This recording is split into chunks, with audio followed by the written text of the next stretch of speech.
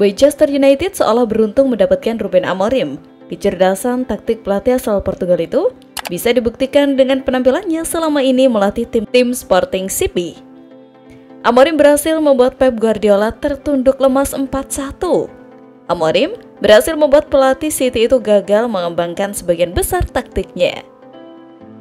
Dikabarkan, taktik Amorim sendiri diklaim akan berhasil di skuad Setan Merah itu karena dikenal telah memahami filosofi klub. Amorim mungkin mengawali perjalanan manajerialnya dari divisi bawah sepak bola Portugal.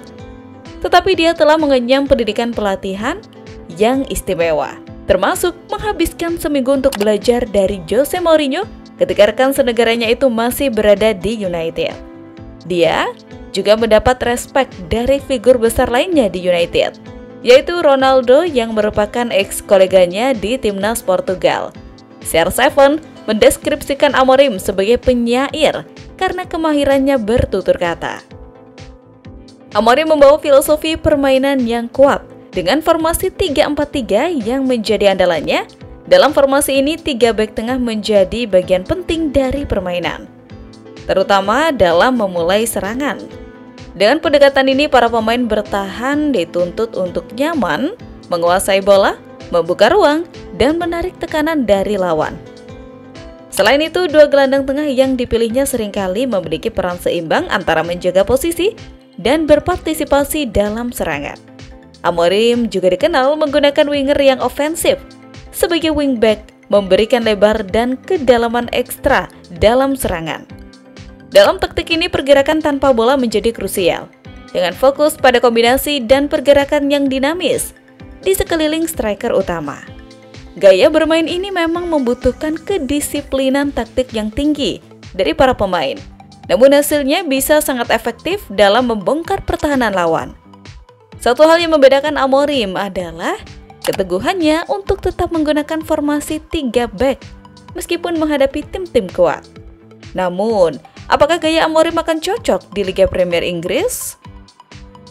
Bagi Manchester United, Amorim datang dengan banyak harapan. Kedisiplinan taktik dan detail yang dimilikinya menjadi alasan kuat mengapa United berani mengambil resiko ini. Di luar kepribadiannya, pendekatan Amorim terhadap para pemain muda juga menarik perhatian. Kemampuan untuk mengembangkan potensi pemain muda bisa menjadi aset besar bagi United yang dikenal sebagai klub dengan tradisi akademi yang kuat. Di sisi lain, adaptasi ke Liga Inggris tidaklah mudah. Tingkat persaingan di Liga Premier Inggris jauh lebih tinggi dibandingkan Liga Portugal, dan ia harus segera menyesuaikan diri dengan intensitas serta gaya permainan yang lebih memerlukan fisik. Dengan persaingan ketat dari klub-klub top lainnya, tugas Amorim tidak hanya fokus pada pembenahan taktik, tetapi juga dalam meningkatkan mentalitas tim. Dengan segala kelebihannya, Amorim memiliki tugas besar di Old Trafford. United telah lama menantikan gelar Liga sejak terakhir kali diraih pada 2013.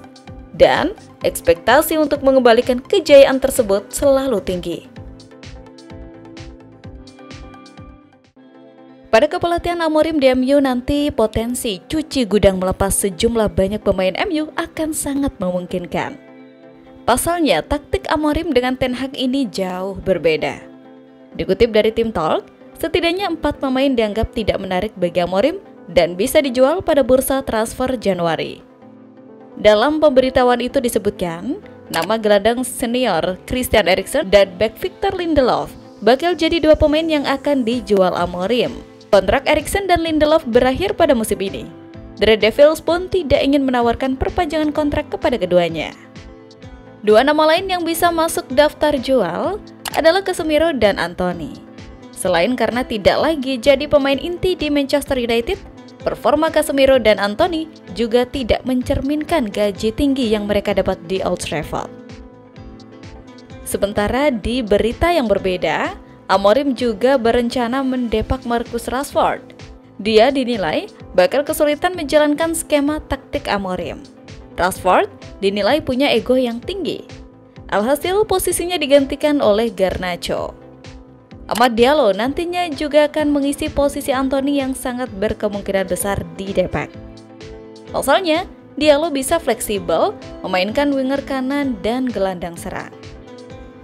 Kemudian, lini belakang Setan Merah harus segera dirombak karena banyak dihuni pemain kurang gacor. Sebut saja Jonny Evans, Harry Maguire, Victor Lindelof layak segera didepak dari Manchester United.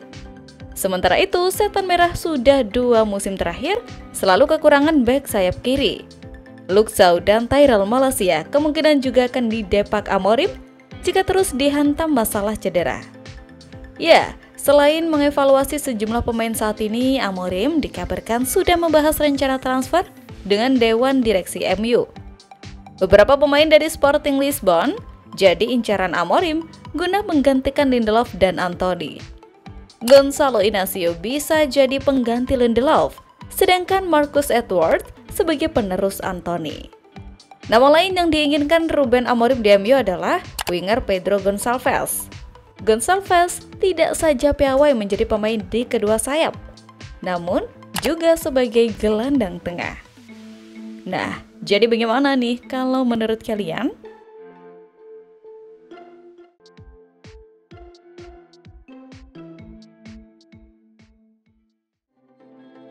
Ruud van Nistelrooy mengutuk habis banyaknya peluang yang dibuang Alessandro Garnacho ketika Manchester United menahan imbang Chelsea 1-1 di laga Liga Premier Inggris pertamanya sebagai caretaker. Garnacho melepaskan 4 sepakan dan melewatkan 1 peluang yang amat emas ketika pertandingan masih kacamata. Marcus Rashford menggetarkan Mister di babak pertama setelah tundukan Donny Madueke mengenai tiang. Setan Merah akhirnya memecahkan kebuntuan ketika Rasmus Højlund dijatuhkan Robert Sanchez di kotak penalti dan Bruno Fernandes mengeksekusi tendangan titik putih tanpa celah di menit 70. Sayangnya kegembiraan tuan rumah hanya berlangsung 4 menit usai Moises Caicedo menyamakan kedudukan dengan sebuah sepakan voli spektakuler. Van Nistelrooy memang pesta gol di laga perdananya sebagai pelatih interim. Namun kali ini ia menunjukkan kebolehannya menyusun pertahanan kokoh setelah Matthijs de Ligt mengebiri Cole Palmer dan Alzheimer Mazraoui tampil penuh aksi. Duel antara Setan Merah dan The Blues itu diwarnai dengan banyak kartu kuning. Di tempat lain, Chelsea dilaporkan akan dikenai denda sebesar 50.000 pounds atau sekitar 1 miliar rupiah oleh FA setelah menerima 6 kartu kuning dalam pertandingan Liga Inggris melawan Nottingham Forest Minggu 6 Oktober 2024. Kartu kuning pertama didapatkan oleh gelandang Chelsea Moises Caicedo setelah melakukan pelanggaran terhadap Morgan Gibbs di menit ke-21. Palmer kemudian diberi kartu kuning karena protes di menit ke-75. Nottingham Forest harus bermain dengan 10 pemain setelah Ward-Prowse menerima kartu kuning kedua di menit ke-78 karena sengaja menangkap bola untuk menghentikan serangan balik cepat Nicholas Jackson. Marc Cucurella dan Levi Colwill dari Chelsea serta Nico Williams dari Forest juga mendapat kartu kuning di menit ke-89 akibat terlibat dalam keributan. Kiper Forest turut diberi kartu kuning karena mengulur waktu di menit ke-95. Pedro Neto dari Chelsea mendapat kartu kuning setelah melakukan pelanggaran terhadap Nicholas 3 menit kemudian. Wesley Fofana lalu menjadi pemain Chelsea ke-6 yang mendapat kartu kuning setelah melanggar Jota Silva di menit ke-102. Jurnalis Kieran Gill melaporkan bahwa FA akan mendenda Chelsea sebesar 50.000 pounds karena menerima 6 kartu kuning di laga kontra Forest. Jika benar, maka mereka sudah 2 kali mendapat hukuman denda akibat terlalu banyak mendapat kartu kuning.